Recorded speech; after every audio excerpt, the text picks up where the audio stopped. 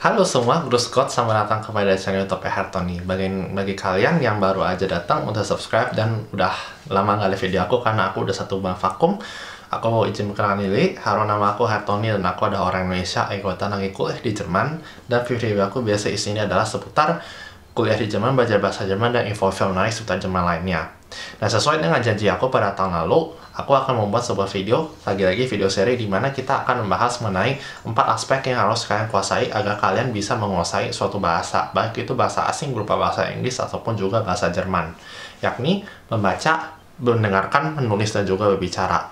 Dan di video hari ini kita akan mulai dari strategi membaca. Sebelumnya, kenapa saya mesti bahas 4-4-nya seperti ini? Karena kalau kalian nanti misalnya ikut ujian terstandarisasi, seperti contohnya ujian Gute sertifikat di Jerman atau ujian TOEFL atau IELTS dan bahasa Inggris, 4 aspek ini pasti akan dites untuk menentukan seberapa bagus kalian bisa menguasai bahasa tersebut. Mungkin ada kalian yang bertanya, kenapa sebenarnya kita tuh harus belajar membaca bahasa asing? Karena menurut aku, membaca itu adalah salah satu metode yang paling gampang agar kalian bisa mendapatkan suatu kata dalam bahasa asing. Karena kalian hanya perlu modal smartphone, atau misalnya modal buku, atau dari komputer, dan kalian bisa lakukan di mana aja. Mau itu kalian lagi di bus, atau kalian misalnya lagi on the way ke tempat kerja, kalian lagi di rumah, itu kalian bisa buka semua sumber yang bisa kalian gunakan, dan kalian itu tinggal lihat, terus kalian tinggal scroll-scroll aja ke bawah, atau kalian bisa silakan buka halaman berikutnya. Terus juga, banyak banget riset yang menunjukkan bahwa membaca itu juga bisa membuat kalian tahu banyak mengenai pembadaran kata-kata. Terus kalian juga bisa menulis dengan lebih baik dan kalian bisa paham gramatik dengan lebih baik. Karena kata-kata ini semua biasanya itu diulang. Apalagi semakin banyak artikel yang kalian baca dengan tema yang sama, atau semakin panjang buku yang kalian baca, kata-kata itu akan kalian temukan sering-sering. Jadi kalian itu secara nggak langsung akan masuk ke alam bawah sadar. Sekarang, untuk bahasa Jerman, apa saja sumber yang bisa kalian gunakan untuk membaca? Kalian masih juga bisa menggunakan web online untuk membaca artikel pendek seperti bahasa berita, bahasa olahraga, dan lain-lain. Tapi kalau kalian misalnya ingin baca buku yang dari kertas, itu kalian, kalau misalnya di Indonesia, kalian bisa silakan mengunjungi perpustakaan Goethe Institute di Jakarta, Bandung, atau Surabaya. Kunjungan di sana gratis, tapi kalau misalnya mau pinjam buku, itu biayanya juga sangat murah, hanya sebesar 50.000 per tahun sebagai biaya keanggotaan. Itu kalian bisa pakai fasilitas sepuasnya, kalian juga bisa pinjam buku dan bisa balikin, kalau nggak salah, waktu pinjamnya sekitar 2 minggu. Nah, tapi kalau kalian misalnya nggak punya akses ke situ karena kejauhan, maka Goethe juga menawarkan website di mana kalian bisa membaca buku secara daring dan juga secara gratis, yakni online.goethe.de. Dari situ kalian tinggal bikin username, dan setelah itu kalian bisa silahkan baca ratusan ribu koleksi buku, album, surat kabar, majalah, dan lain-lain yang gratis sesuai dengan minat kalian. Nah, tadi kan sudah sekarang mengenai bagaimana cara sumber yang bisa kalian dapatkan. Sekarang apa saja strategi yang bisa kalian gunakan? Pertama-tama yang paling penting adalah baca yang sesuai dengan kira-kira level bahasa kalian. Nggak mungkin kalau kalian misalnya baca buku novel 300 halaman. Kalau kalian misalnya cara mengucapkan kayak saya adalah, kamu adalah, ich bin, er ist, du bist, itu kalian nggak tahu artinya itu apa. Saran aku adalah kalian pertama-tama pentingin dulu levelnya. Ini kalian coba, kalau misalnya masih pemula, asalkan baca buku anak-anak. Kalau misalnya mungkin kalian udah level A2, kalian mungkin udah bisa mulai baca yang artikel yang agak-agak pendek. Terus mulai tingkat B1, kalian udah mulai bisa masuk ke tema yang lebih mendalam, yakni seputar bisa teks yang lebih panjang, atau sudah mulai bisa sesuai tema seperti teks dari majalah. Nah, di situ itu juga bisa membantu agar kalian itu tidak kehilangan minat baca kalian. Karena kalau kalian langsung masuk terjun ke hal yang sangat susah, otak kalian pasti akan panas dan kalian pasti akan malas untuk baca. Nah, setelah kalian tentuin level bahasa kalian udah tahu, sekarang tentuin baca apa saja yang sesuai dengan topik yang kalian suka atau yang kalian ingin perdalam pas nanti akan nyampe di Jerman. Contohnya misalnya, kalau aku suka jalan-jalan ke Jerman, pasti aku yang kalau mau baca itu ada Reiseführer atau City Guide mengenai kota-kota yang berada di Jerman. Contohnya, kalau misalnya mau kunjungin Black Forest, itu pasti aku bakal baca soal itu. Kota-kota apa aja yang ada di sono. Terus bagaimana caranya aku ke sono, dari misalnya kota tempat tujuan aku kuliah. Tapi, kalau kalian misalnya juga bisa gunakan untuk tahu apa aja sih yang kalian akan pelajari ketika kalian nanti masuk di Jerman, misalnya untuk kalian FS Short atau Ausbildung untuk kuliah. Contohnya, kalau kalian misalnya udah tahu kalian bakal ausbildung di bidang kuliner, kalian harus udah coba, contohnya berani baca-baca buku soal nutrisi, buku atau buku resep mengenai bagaimana cara kalian misalnya masak masakan khas Jerman atau masakan khas Asia lain-lainnya, atau bahkan masakan yang mungkin biasa kalian gunakan tapi itu diubah saja istilahnya dalam bahasa Jerman. Dan ini tujuannya adalah biar kalau kalian nanti misalnya sampai sini, kalian nggak kaget dan malah kalian akan setara dengan orang-orang Jerman lainnya yang emang udah ngomong bahasa Jerman dari lahir. Biar kalian juga bisa lebih pinter dan kalian nggak perlu berusaha ekstra. Aku tahu mungkin banyak banget dari kalian yang udah mikir kayak, oh, kalau mau baca bahasa Jerman itu kalian silakan baca sastrawan Jerman kayak Johann Wolfgang von Goethe atau Friedrich Schiller. Tapi aku mau kasih tahu kalian di sini adalah kalian nggak perlu baca buku itu semua, karena aku sendiri nggak pernah baca Goethe, nggak pernah baca Schiller. Tapi aku selama 2 tahun di sini, aku bisa ngomong dengan lancar dan terbukti bahwa nggak semua orang itu kayak ngerti, dan nggak semua orang tuh gaya bicara tuh kayak si Goethe atau kayak Schiller. Jadi kecuali kalau kalian misalnya benar-benar ingin memperdalam sastra Jerman, atau kalian misalnya kuliah Deutsch als Fremdsprache, aku rasa ini silakan jangan pakai Goethe atau jangan pakai buku ala mereka.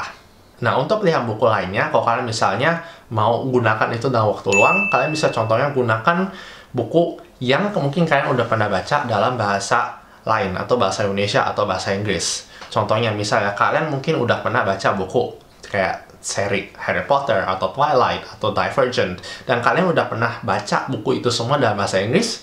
Kenapa nggak kalian bisa coba gunakan itu semua tapi sekarang diganti ke bahasa Jerman? Toh juga kalian udah tahu premis ceritanya itu kurang lebih seperti apa, tinggal diubah aja bahasanya. Jadi kalian untuk mempelajari kosakata baru itu kalian nggak perlu butuh waktu yang terlalu lama, atau juga untuk membayangkan kira-kira apa yang kejadiannya di sini, tinggal kalian catat aja kata-kata baru yang ada di sono. Nah, pilihan untuk bahan baca lainnya adalah baca surat kabar atau surat majalah. Dan ini menurut aku adalah opsi yang lumayan bagus karena artikelnya itu memang tidak sepanjang buku. Jadi cocok untuk kalian yang, kalian hanya punya waktu singkat untuk membaca. Jadi kalian hanya perlu mungkin baca sekitar 400 sampai mungkin 100 kata, 200 kata maksimal di situ. Dan kalian nggak perlu baca buku 300 halaman. Dan ini juga penting karena kalau nanti misalnya kalian ujian Goethe sertifikat, mayoritas artikel yang itu keluar dari majalah atau dari surat kabar itu akan digunakan sebagai contoh soal pada ujian. Dimulai dari biasanya dari level A2, B1, B2, dan bahkan C1 sampai C2 itu kalian sudah diharuskan untuk belajar memahami artikel dari sebuah koran atau sebuah majalah. Selain itu, banyak banget surat kabar dan majalah itu yang sesuai, yang temanya itu bisa sangat macam-macam, dan ini bisa kalian pilih sesuai yang kalian inginkan. Tapi, that being said, jangan hanya terpaku pada itu semua, melainkan kalian juga minimal harus tahu sedikit-sedikit, karena kalian juga pas nanti ujian, kalian akan ketemu artikel yang belum tentu sesuai dengan minat kalian, ya tapi tetap aja kalian harus lahap, kalian harus baca pertanyaan dan jawab yang ada sesuai tercantum di teks tersebut. Nah, lalu untuk pilihan buku, satu lagi adalah kalian bisa coba baca audiobook. Audiobook adalah suatu media di mana kalian bisa, selain belajar membaca, kalian juga bisa tahu teksnya ini artinya apa. Kalian juga bisa belajar untuk mendengarkan bagaimana kata tersebut diucapkan dan bagaimana intonasi dari kesemua kalimat tersebut diucapkan. Dan ini akan sangat berguna kalau kalian misalnya nanti belajar speaking, kalian diminta untuk bikin presentasi.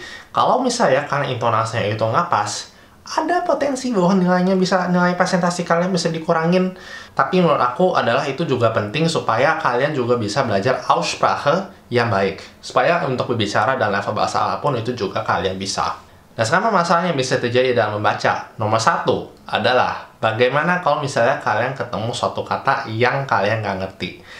Ya, ini memang adalah salah satu tantangannya. Dan terutama kalau nanti kalian misalnya ujian Goethe, kalian nggak akan ngerti 100% dari teks yang dipergunakan di soal ujian itu.